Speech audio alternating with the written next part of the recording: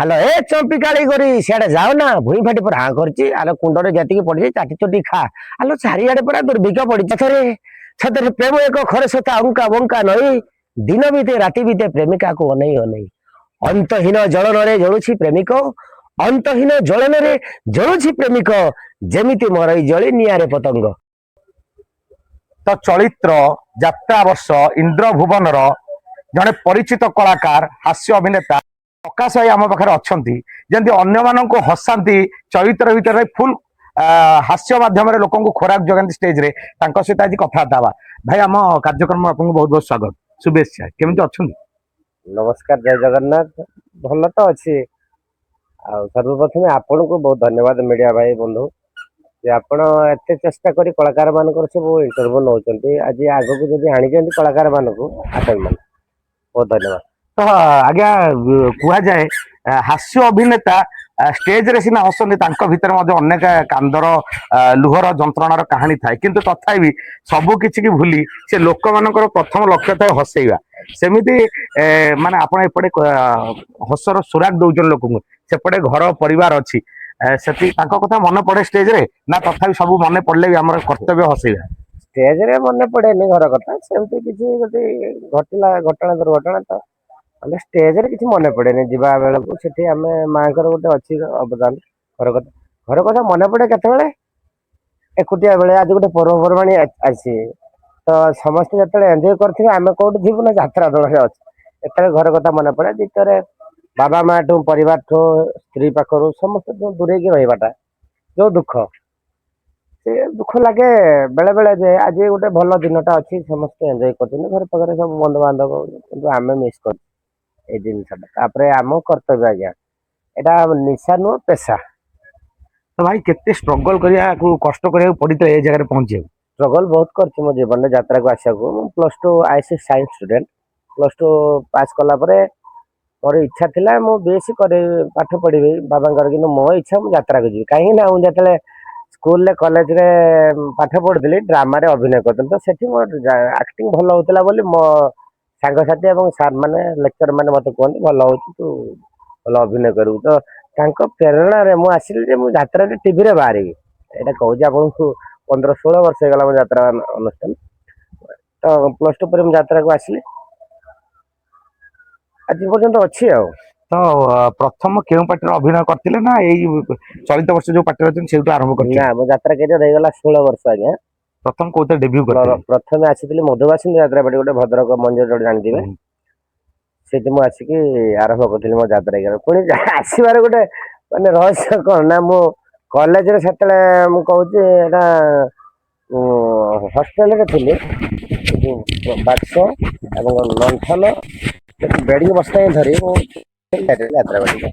ଏମିତି ପରିସ୍ଥିତିରେ ଆପଣ ଆସିଥିଲେ, ଫେସ୍ କରିଥିଲେ। ହଁ, ତ ଆଜ୍ଞା ସାରା ଓଡିଶାର ଲୋକମାନେ ଆଜି ଜଣେ ହାସ୍ୟ ଅଭିନେତାକୁ ଦେଖୁଛନ୍ତି, ଯେହେତୁ ତାଙ୍କ ମୋର ଗୋଟେ ସଂଳାପ, ଗୋଟେ କମେଡି ସଂଳାପ ଗୋଟେ ଶୁଣିବାକୁ ଇଚ୍ଛୁକ। ନିଶ୍ଚିତ ଭାବରେ କମେଡି ସଂଳାପ କାହିଁକି ଆମେ କହିବୁନି ଆଜ୍ଞା। ତଥାପି ଆପଣ ମାନେ ଆସିଛନ୍ତି, ଗୋଟେ ସଂଳାପ କହିବେ ମୋ ଦର୍ଶକ ବନ୍ଧୁ ମାନଙ୍କୁ ହେଲା। ତ ସଂଳାପ ମୁଁ କହୁଛି ଆଜ୍ଞା। ଏ ବର୍ଷ ଆମ ଇନ୍ଦ୍ରଭୁବନରେ ଯୋଉଠି ଚର୍ଚ୍ଚିତ ନାଟକ ସବୁଆଡେ ସୋସିଆଲ ମିଡିଆରେ ସମସ୍ତଙ୍କ ହୃଦୟକୁ ଛୁଇଁ ପାରିଛି, ସେ ବେଷ୍ଟ ନାଟକ ନଅଙ୍କ ଦୁର୍ଭିକ୍ଷରେ ଗୋଟେ ସଂଳାପ। ଆଲୋ ଏ ଚମ୍ପିକାଳି କରି ସିଆଡେ ଯାଅ ନା ଭୁଇଁ ଫାଟି ପୁରା ହାଁ କରିଛି। ଆଲୋ କୁଣ୍ଡରେ ଯେତିକି ପଡିଛି ଚାଟି ଚଟି ଖା। ଆଲୋ ଚାରିଆଡେ ପୁରା ଦୁର୍ଭିକ୍ଷ ପଡିଛି, ଗଛର ପତ୍ର କେରା ନାହିଁ। ଆଉ ତମେ ସବୁ କଳ ଘାସ ବୁଝିଲ କୋଉଠୁ ପାଇବ ବୁଝିଲ? କେବଳ ଜମିଦାର ଘର ବୋଲି ଟିକେ ପେଜ ପାଣି ପାଉଛ। ଆଲୋ ସେତକ ନ ପାଇ ପୁରା ଗାଁ ଗଣ୍ଡାରେ ଲୋକ ଗୁଡା ପୋକ ମାଛି ପରି ମରିଗଲେଣି। ତମକୁ ସବୁ ନାଣ୍ଡି ବାହାଘର ଲାଗିଛି ନାଇଁ? ପଳେଇ ଆସ ଭାଇ। ଓହୋ, ଆରେ ଚିନ୍ତା ବଢି ଦେଇ ସାରିଲାଣି। ସବୁ କାମ ଏ ଅନ୍ଧାର କରିବ, ତୁ ଖାଲି ବସିକି ଚେୟାରରେ ବାଦାମ ଖାଇବୁ ନାଇଁ? ରହରେ ଚିନ୍ତାମଣି, ଆଜି ଯଦି ତୋ କଳ ଘରକୁ ମୋ କଳ କରି ନ ଦେଉଛି, ମୋ ନାଁ ବି ଅନ୍ଧାର ନୁହଁ। ଆରେ ଆରେ, ଏ ପାହାନ୍ତିଟାକୁ ଇଶାରା କରିକି ଆସିଲେ ଭିତରକୁ ଆ କଥାବାର୍ତ୍ତା ହବା। ଇଏ କଣ ମୋ ଇଶାରା କିଛି ବୁଝିପାରିଲାନି? ନା ନା ନା ନା ନା, ଇଏ ମତେ ଗହିରିଆ ପ୍ରେମ କରୁନାହିଁ। ସତରେ ସତରେ ପ୍ରେମ ଏକ ଖରେ ସତା ଅଙ୍କା ବଙ୍କା ନଈ। ଦିନ ବିତେ ରାତି ବିତେ ପ୍ରେମିକାକୁ ଅନେଇ ଅନେଇ। ଅନ୍ତହୀନ ଜଳନରେ ଜଳୁଛି ପ୍ରେମିକ। ଅନ୍ତହୀନ ଜଳନରେ ଜଳୁଛି ପ୍ରେମିକ। ଯେମିତି ମରଇ ଜଳି ନିଆଁରେ ପତଙ୍ଗ। ସତେ କି ଜୀବନଟା ମୋର ଏମିତି ହେଇଯିବ ସମାପ୍ତ? ନା ନା, ଅନ୍ଧାର ବେଳରେ ପାହାନ୍ତିକି ଆସିବାକୁ ହବ। ମତେ ଏଇ ସ୍ଥାନରେ କିଛି କ୍ଷଣ ଅପେକ୍ଷା କରିବାକୁ ହବ। ଅତି ଚମତ୍କାର, ଯାଉ ଆପଣ ମାନେ ଶୁଣୁଥିଲେ ଆମ ପାଖରେ ଥିଲେ ଜଣେ ହାସ୍ୟ ଅଭିନେତା ତାକୁ ଚମତ୍କାର ଭାବରେ ସଂଳାପ କହୁଥିଲେ।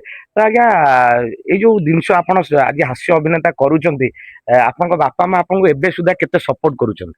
ବାବା ମାଙ୍କ ସପୋର୍ଟ ଏବେ ସୁଦ୍ଧା ବି ନାହିଁ, ଲେସ୍ ଦେନ୍ ଜିରୋ। କାହିଁକିନା ବାବା ଟିକେ ଏ, ପସନ୍ଦ କରନ୍ତିନି, ଏ ସବୁ ମା ବି ପସନ୍ଦ କରନ୍ତିନି।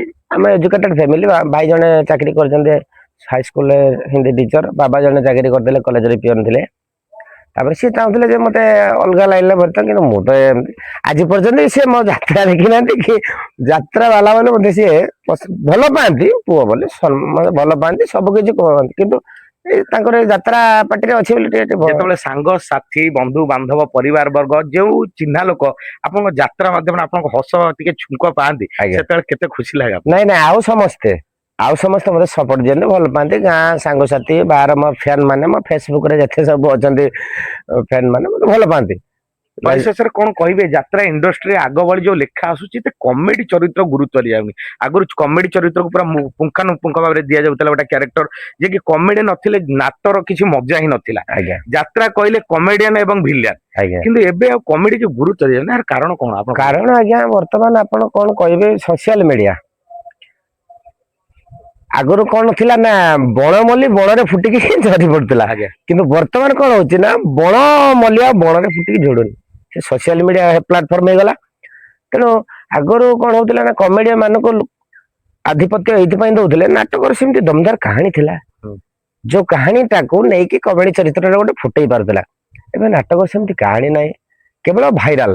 ବର୍ତ୍ତମାନ ଯାତ୍ରା ଦେଖୁନାହାନ୍ତି, ଫିଲ୍ମ ହେଇଗଲାଣି। ହୁଁ। ଯାତ୍ରାର ଯୋଉ ମୌଳିକତା ଆଉ କଣ ଅଛି, ଫିଲ୍ମ। ଯୋଉ ସେ ଇକୋ ହଉଥିଲା ସେ ବି ଟିକେ ବନ୍ଦ ଅଛି। ଆମେ ଯାତ୍ରା ଦେଖିବାକୁ ଯାଉଛୁ, ଯାତ୍ରା ଗାଁ ଗହଳିରେ ଯାତ୍ରା ହୁଁ। ସମସ୍ତେ ଯାଉଛନ୍ତି ପରିବାର ନେଇକି। ଯାତ୍ରାଟା ଯଦି ଆମେ ଫିଲ୍ମ ଯାତ୍ରା ହୁଁ। ଆଉ ତ ଆମେ ଏବେ ଏଲଇଡି ଉପରେ ବେଶୀ ନିର୍ଭର କରୁଛୁ, ଆଚ୍ଛା ଠିକ ଅଛି। ବୁଝିଲେ କି? ତେଣୁ ଯାତ୍ରାକୁ ମୁଁ କହିବି, ଶେଷରେ ଏତିକି କହିବି, ଦର୍ଶକ ଦେବତା ମାନଙ୍କୁ ମୋର ଧନ୍ୟବାଦ, ଯୋଉମାନଙ୍କ ପାଇଁ ଯାତ୍ରା ବଞ୍ଚି ରହିଛି। ସେଇ ଦର୍ଶକ ବନ୍ଧୁ ମାନଙ୍କୁ ମୋ ହୃଦୟର ପ୍ରଣାମ ଆଜ୍ଞା। ସେମାନେ ଏବେ ବି ଚାହୁଁଛନ୍ତି ଭଲ ଗପଟିଏ, ଭଲ କାହାଣୀଟିଏ। ଆଗରୁ ଯେମିତି ଥିଲା, ଆଜିକି ଆପଣ 10 ବର୍ଷ ପଛକୁ ଫେରି ଯାଆନ୍ତୁ, ଯୋଉ ନାଟକର କାହାଣୀ ଥିଲା। ମୁଁ ଯାତ୍ରା କରିଛି କହିବି ଆଜ୍ଞା, ସକାଳେ ସୂର୍ଯ୍ୟ ଉଦୟ ହେଇପାରିବ 6ଟା 6:30 ପର୍ଯ୍ୟନ୍ତ ସେମିତି ହାଉସଫୁଲ ଲୋକ। ଏବେ ବସୁଛନ୍ତି କି ମେଲୋଡି ଡ୍ୟାନ୍ସ, କେବଳ ହାଉସଫୁଲ ହଉଛନ୍ତି ଏଇଥିପାଇଁ ନା, ଭାଇରାଲ କିଛି ଜିନିଷ ପାଇଁ।